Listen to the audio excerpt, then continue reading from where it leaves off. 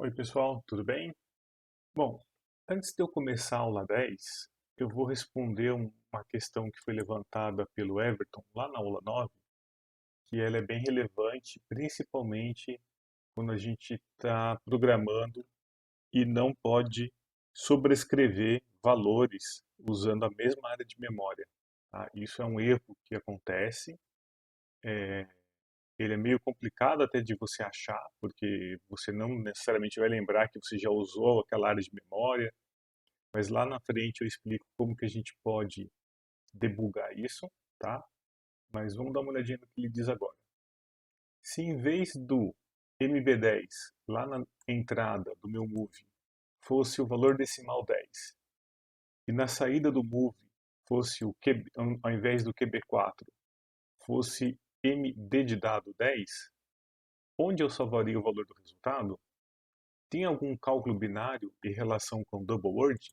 Bom, primeiro de tudo a gente tem que lembrar que um bit ou ele é 0 ou 1, certo? Um conjunto de 8 bits vai me formar um byte. 2 bytes forma uma word. E duas words formam uma double word, tá? O byte, como a gente já viu, a gente representa com um B. Uma word eu vou representar com um W. E uma double word eu vou representar com um D. Então, toda vez que a gente escreveu aqui MB10, QB4, a gente estava trabalhando com um byte, tá? Agora, o Everton falou o seguinte, se na saída eu colocasse uma MD de dado 10, quer dizer, uma double word, ele até coloca aqui, uma double word, tá? Como que ficaria isso?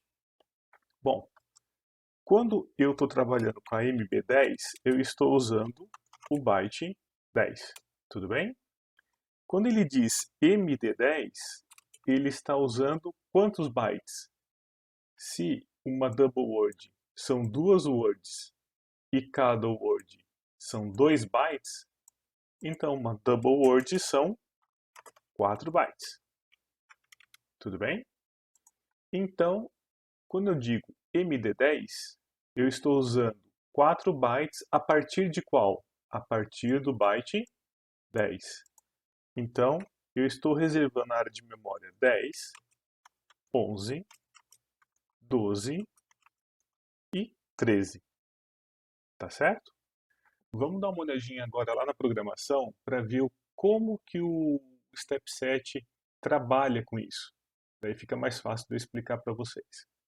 Então, voltando aqui para a nossa programação, que eu finalizei lá na aula 4, eu tenho o MB10 na minha entrada do Move e o valor que está armazenado dentro dele eu estou movendo para minha saída QB4. Lembrando que nós parametrizamos a CPU para fazer com que os bits do MB da área de memória 10 fiquem oscilando cada um numa frequência. Tá? Isso vem lá da minha CPU, programação do Clock Memory. Então é por isso que quando eu coloco aqui no simulador o MP10 com a CPU em RAM, cada bit está piscando numa frequência. Também coloquei aqui do lado em decimal para a gente verificar que eu consigo representar binários em decimal. Isso a gente já tem visto desde de algumas aulas para trás, tá? O que o Everton está falando é o seguinte: trocar a entrada por 10, um decimal 10, e a saída MD10. Vamos ver o que, que acontece. Eu vou trocar a entrada pelo decimal 10 e a saída pelo MD de dado 10. Então, uma double word. Tá? Vou descarregar para a CPU. Vou dar uma olhadinha agora no que está acontecendo. Primeira coisa que eu consigo observar. Tá vendo que o MB10 parou de piscar? Não é, Carlos, mas não está vindo lá da programação, não está vindo lá direto da CPU? Sim, está vindo da CPU. Só que está entrando em conflito com esse move, que eu estou movendo o valor 10 para MD10. Então, eu já tenho um problema aqui. Se eu tivesse usando qualquer um desses bits na minha lógica de programação, para a cada ciclo piscar de alguma frequência diferente, já estaria dando errado, tá vendo? Eles não estão piscando como eu gostaria. Por quê? Porque eu estou sobrescrevendo o valor 10 na MD10, tá? Vamos ver o que acontece agora se eu coloco aqui, eu comentei com vocês, né? Que é a 10, a 11, a 12 e a 13. Então, 10, 11, área de memória, né? 12 e a área de memória 13. Olha que interessante. Deixa eu passar esse carinha aqui para bit também. O valor 10, ele é 00001010. É um byte, né? Ele cabe dentro de um byte. Tá aqui, olha. Então, apesar de eu estar dizendo que eu quero que ele seja armazenado numa MD10, como ele cabe dentro de um byte, a CPU só está utilizando, né, a programação só está utilizando o byte 13. Ele cabe aqui dentro. Só que, como esses outros estão também aqui na MD10, ele zera todos eles. Por isso que agora não pisca o MB10 como eu gostaria que ficasse. De vez em quando ele até dá uma piscadinha aqui, mas não na frequência que estava pré-definido lá na parametrização da CPU. Então aqui eu já tenho um problema, tá vendo? Outra coisa, percebam que se eu colocar aqui, olha, uma área de memória MD de dado 10 e colocar em decimal, eu tenho o valor 10. Perfeito. Por quê? Porque a CPU está pegando o MB10, o 11, o 12 e o 13. E o conjuntinho de todos eles, dos bits de cada um deles, do jeito que está, me dá o valor 10. Exatamente o que eu estou fazendo aqui. Tudo bem? Mas olha o que acontece se eu tiro do ciclo contínuo, tá? Coloco no ciclo unitário, quer dizer, ele só vai rodar um ciclo por vez quando eu quero, tá? E eu vou clicar aqui, olha, Next Scan. Scan é um ciclo, né? Vamos ver o que acontece. Tá, por enquanto normal. Bem. Olha aqui. Olha aqui o que aconteceu. Vou tirar esse daqui porque ele já está aqui do lado, tá? Só para não confundir. Nesse instante, veja, eu coloquei apenas um ciclo, tá? Então a CPU não está mais rodando de forma cíclica. Ela só está fazendo um ciclo por vez, tá? Aqui, olha. Single scan. Porque senão não daria para eu mostrar para vocês isso que eu quero agora nesse instante. Nesse momento, a minha CPU mandou para o MP10 essa configuração de bits, cada um piscando, cada um estaria piscando numa frequência diferente, tá? Então, olha o que aconteceu com o valor do MD10. Ficou esse valor estrondoso aqui. Por quê? Porque o conjuntinho do 10, do 11, do 12 e do 13 é que forma a MD10. Tá? Então, se por algum motivo o Everton tivesse precisando jogar 10 na MD10 e esqueceu que lá na CPU está parametrizado para o MD10 ficar piscando cada um numa frequência, poderia acontecer isso daqui.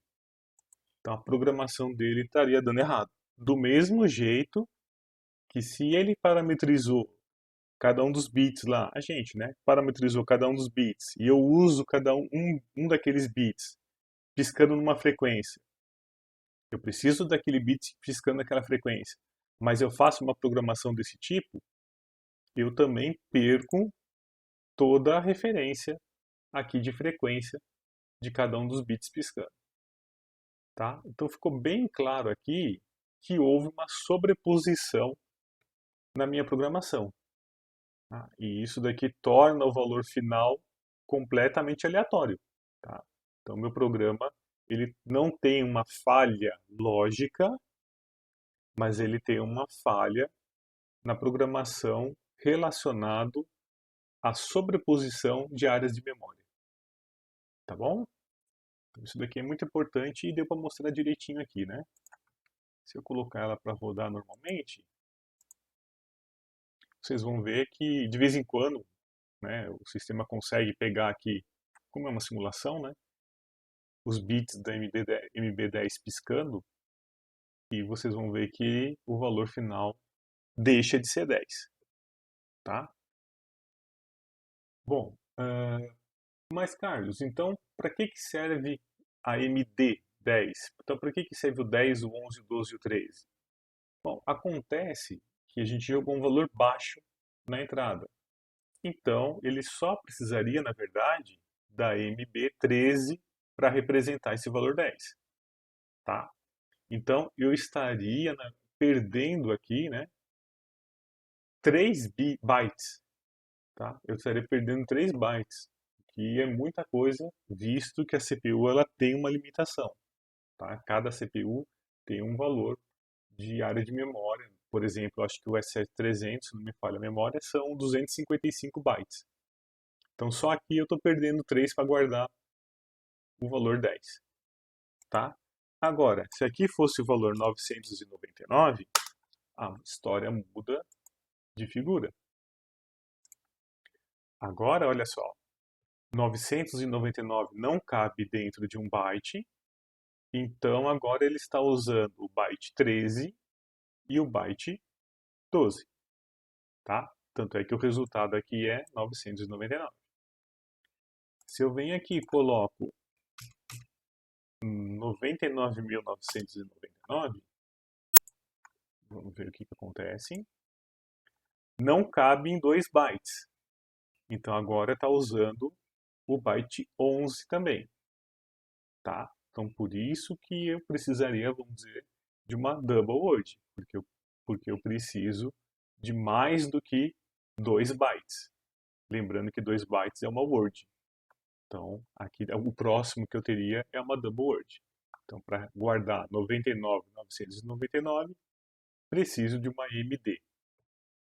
Tudo bem? Mais para frente a gente vai trabalhar com valores, com áreas de memória, para ficar bem claro. Deixa eu voltar agora aqui para a aula 10. Bom, muitas vezes quando a gente vai fazer a programação, a gente não tem o CLP físico, né, para eu fazer a programação. E mesmo porque eu não posso ficar esperando um PLC físico chegar do meu cliente que comprou para eu começar a fazer a programação, né?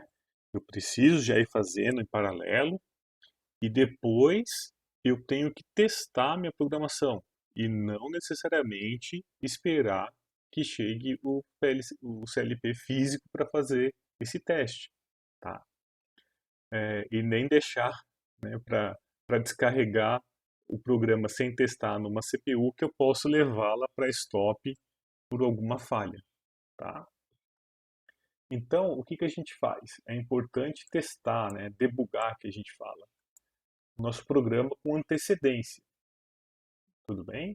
E se eu não tenho um PLC físico, eu posso fazer através do PLC Sim, que é o simulador de PLC, tá? Esse é o simulador PLC Sim. Bom, também precisa de uma licença de uso, tudo bem? Mas ele é uma mão na roda quando você não tem um CLP físico. Como que eu faço para habilitar e inicializar o meu CLP PLC Sim? Eu vou lá no Simatic Manager. Nesse ícone que parece aqui um CLPzinho, tá vendo? Pequenininho.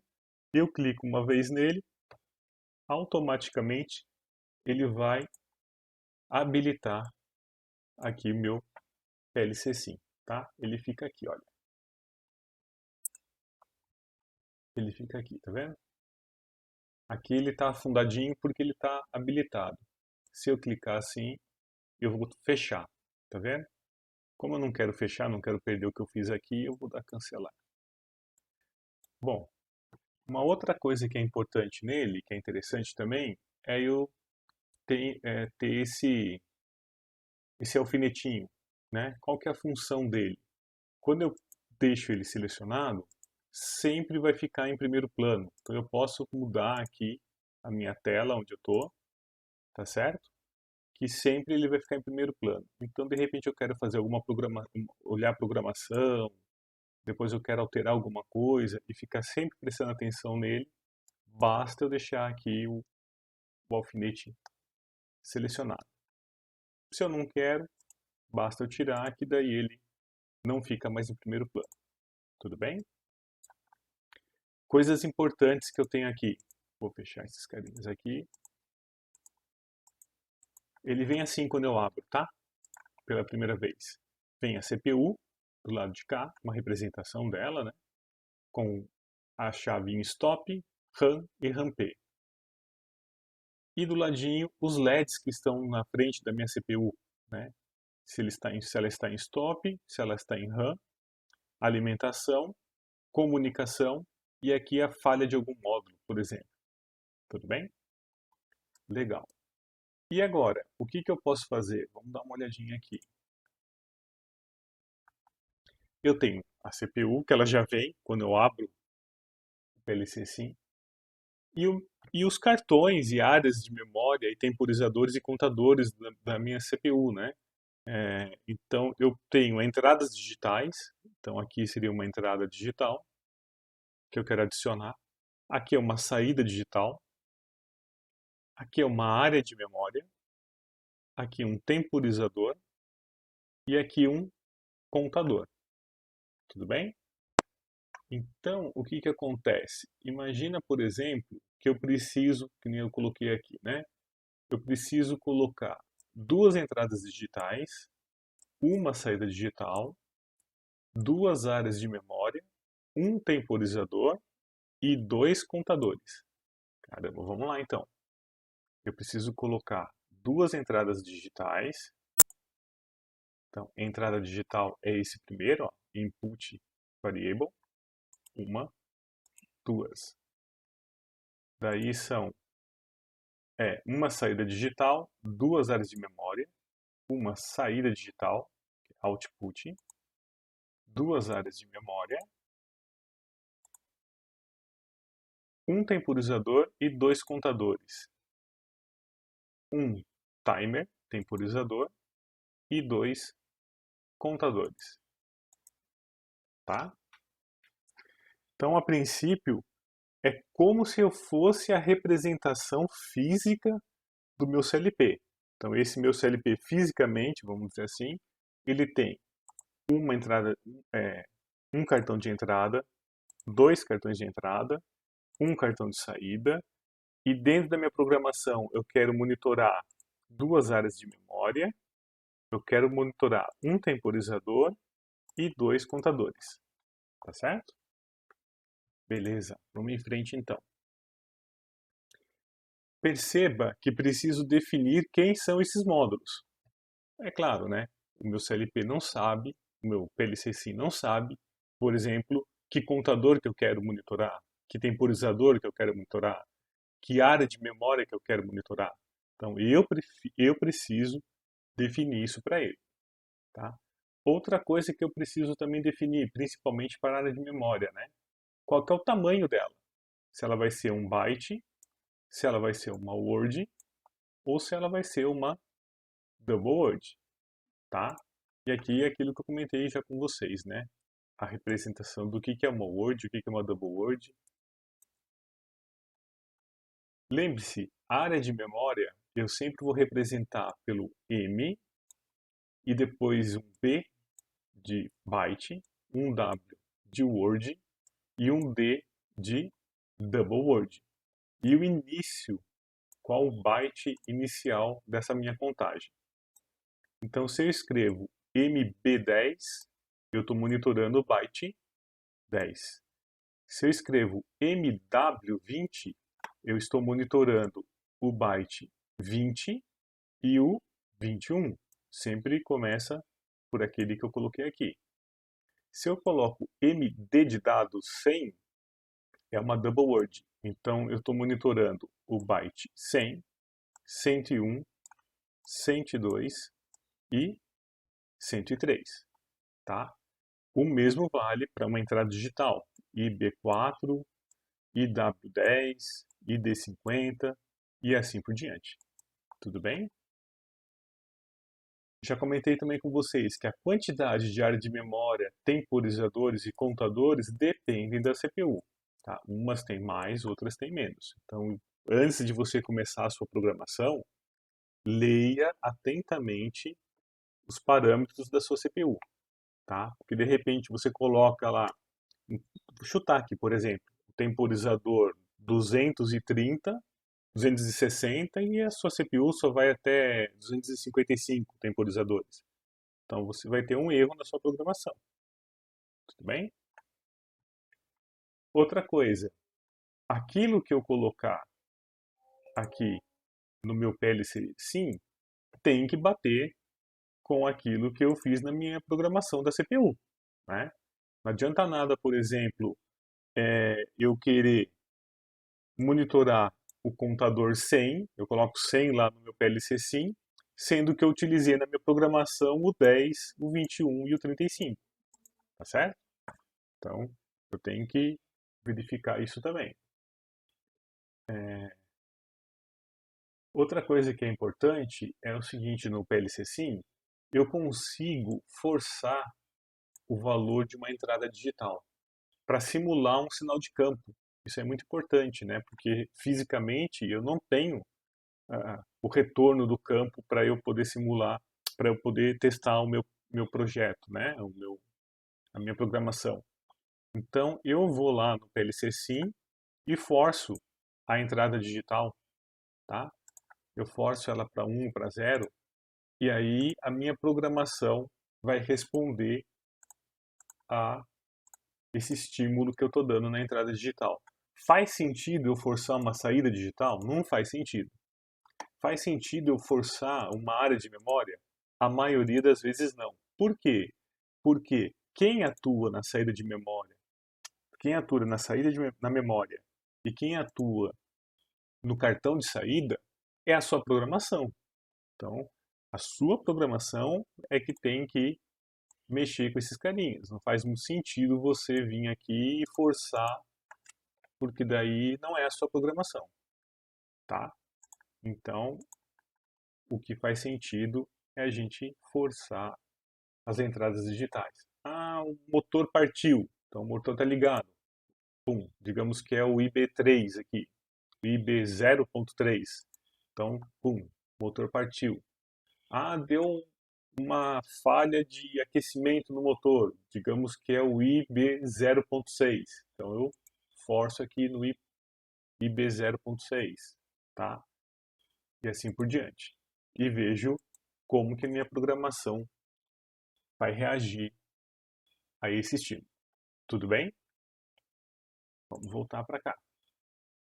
Como eu disse, né, eu preciso colocar para a CPU aquilo que eu quero monitorar.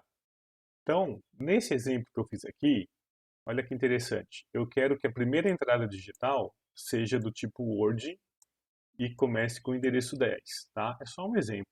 Então, o que que eu vou fazer aqui? Olha, onde está IB10, eu coloco IW10, tá? Veja, ele não consegue representar uma Word em forma de bit, só em forma de binário. Binário é desse jeitinho aqui, tá? Porque não teria como, né? Graficamente ficaria muito grande e ficaria esquisito a representação. Então ele consegue representar em forma binária. Consegue também em decimal, hexa, inteiro, BCD, char, S5 time, date e assim por diante. Tá? Então, dependendo daquilo que eu escolho de tamanho, ele vai ter uma representação que eu possa definir. Tudo bem? Então, com representação decimal, tá? Então, eu venho aqui, olha, já tá, né? Representação decimal, beleza. O segundo é uma entrada digital do tipo byte, que começa com o byte 2. Então, eu venho para cá, IB2, e nesse caso, eu consigo deixar no formato de bit, tá? Que é o que ele comentou aqui. A saída digital vai ser um byte que começa no byte 0. Então vai ser o QB0, tá certo? Com representação binária. A área de memória vai ser uma word e começa no endereço 100. Então é MW100, com representação decimal. Então vamos lá. MW, né? MW100, representação decimal. Área de memória 100, decimal já foi. Área de memória double word, endereço 150 com representação real ou float point. Vamos ver o que significa isso. Então, é uma MD 150. E agora, olha que interessante, eu tenho aqui a representação real. Então, veja, é um número com ponto flutuante, por exemplo, 3,75, 9.990,725. Então, eu tenho aqui isso representado de forma real. Precisa ser uma MD. Veja que eu tenho aqui uma MW e ela não tem essa representação. Tá vendo? Real. Então, obrigatoriamente, precisa ser uma MD. Temporizador, quero monitorar o temporizador 25. Tá? Então, vamos lá. Temporizador 25. E aqui em 100 milissegundos. Quero o contador 15 em BCD, representação dele em BCD, então 15 em BCD, e o 68 em S7 format. Então aqui o 68 em S7 format, tá? Então tá aqui como eu parametrizo o meu PLC sim e como eu enxergo aquilo que eu estou monitorando. Tudo bem? Ah, Carlos, está rodando e eu queria mudar aqui de bit para decimal. Não tem problema, basta eu vir aqui, clicar em decimal, ele já muda a representação para mim. Tá certo? Outra coisa que é muito bacana, que eu já usei aqui para mostrar para vocês no caso do Everton, é que eu tenho o Continuous Scan. O que significa isso? A CPU ela tem um scan que a gente basicamente roda pelo OB1, que eu comentei com vocês, né? Inclusive é o que eu estou usando aqui, olha. O OB1, e ele é o cycle, ele é o cíclico, né? Então, a CPU ela roda um ciclo, finalizou o ciclo, ela começa um novo ciclo, roda e assim sucessivamente. Ela não para, tá? Só que às vezes eu quero monitorar alguma coisa momentânea que esteja acontecendo num ciclo. Eu quero ver um ciclo por vez, quero parar a programação naquilo lá, ver o que aconteceu, quero rodar mais uma vez um scan para ver o que acontece. Então eu consigo fazer isso da seguinte forma. Eu tenho que trocar de continuous scan para single scan. Então ele só vai rodar um scan por vez, tá certo? Aperto aqui o pause para ele liberar para mim. Aqui minha CPU está em stop, né? Deixa eu botar ela em RAM aqui. Para ele liberar para mim aqui o next scan, tá certo? E daí toda vez que eu clicar uma vez nesse next scan, a CPU roda um ciclo e para. Aí eu clico de novo, roda mais um ciclo e para. Ela não perde os valores que estão armazenados, tá? É como se fosse um ciclo atrás do outro, só que ela pausa para eu poder analisar a programação e o que está acontecendo aqui nas minhas saídas. Tudo bem? Se eu quiser voltar para o ciclo contínuo, eu clico aqui em Continuous Scan, só não posso esquecer de tirar o pause aqui do lado, para ele continuar fazendo de forma cíclica. Tá certo? Tá? Vou fazer um teste aqui, só para mostrar para vocês o que eu quis dizer. Vou colocar o MW10, MB10, que está parametrizado lá, né? E aqui eu vou colocar o meu QB4, para a gente não fugir muito daquela nossa programação inicial. Tá, deve estar em RAM, tá em RAM aqui, né? Comentei com vocês que para eu descarregar a programação ou está em stop ou está em RAM-P. Em RAM ele não permite que eu descarregue uma programação. Então deixa eu botar em RAM-P e fazer aqui o download novamente. Legal. Deixa eu tirar tudo isso aqui agora, para não confundir. Vou colocar aqui a minha área de memória MB10 e a minha saída QB4. Então olha só, tá rodando a minha CPU scan atrás de scan. Por quê? Porque eu estou no scan contínuo, tá? Se eu passar agora aqui para single scan, parou, tá vendo? A CPU rodou um ciclo e parou. Aí eu venho aqui no sinalzinho de mais um, rodou o próximo. Veja que mudou aqui. E ela parou de novo. Clico de novo. Deu de ficar a mesma coisa. Vamos ver agora aqui. Aí, ó, mudou aqui também. E assim sucessivamente, tá? Assim ia ser a minha programação. Tudo bem? Quero voltar para ciclo contínuo, eu clico aqui em Continuous Scan. Volta a rodar de forma contínua. Tá bom? Legal. Aqui está mostrando para a gente como que ficaria. Tá? Aí eu faço, né, lógico, o download do programa em RAM-P, tá? Em RAM ele não aceita, acho que até escrevi errado, deixa eu ver aqui. Agora posso fazer o download do programa conforme descrito em AUS2 e colocar a chavinha assim. Depois que eu fiz o download, eu coloco em RAM ou RAM-P. Lembrando que para fazer o download, ou tem que estar em stop ou em RAM-P. Tudo bem? Mostrei agora aqui, né, o single scan, continuo scan, pause e o next scan. E finalizamos a aula 10 agora com um pouquinho mais de aprofundamento no meu PLC-5. Até a próxima, pessoal. Obrigado.